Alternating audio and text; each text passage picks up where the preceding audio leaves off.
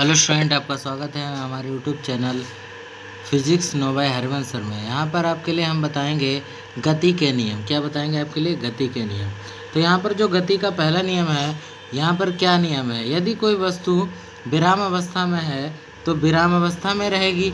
यदि कोई वस्तु गति अवस्था में है तो गति अवस्था में ही रहेगी जब तक उस पर कोई बाह्य बल न लगाया जाए। तो यहाँ पर हम इस चीज़ को यह समझ सकते हैं कि जब तक कोई बाह्य बल किसी भी वस्तु पर नहीं लगाया जाएगा तो तब तक वो वैसी ही रहेगी, विराम अवस्था में ही रहेगी। दूसरा नियम क्या है? ध्यान से देखिए। दूसरा नियम ये है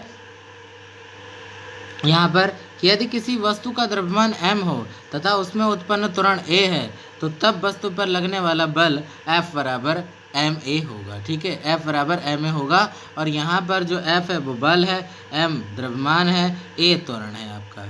ठीक है, इसका दूसरा स्टेटमेंट जो होता है वो समझ लेते हैं कि दूसरे तरीके से बल को कैसे समझ सकते हैं।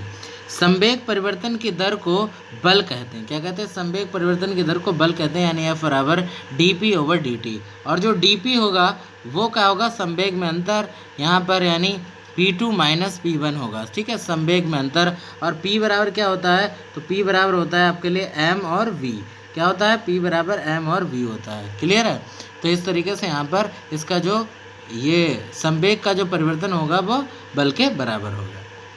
नंबर 3 यहाँ पर जो आपके लिए नियम है, यदि किसी भी वस्तु पर बल लगाते हैं तो दूसरी वस्तु भी पहली वस्तु पर उतना ही बल विपरीत दिशा में लगाती है। तो यहाँ पर F12 बराबर माइनस का F21, यानी पहली वस्तु के द्वारा दूसरी पर लगाया गया बल और दूसरी वस्तु के द्वारा पहली वस्तु पर लगाए गए बल के यहाँ पर नेगेटिव के बराबर होता है।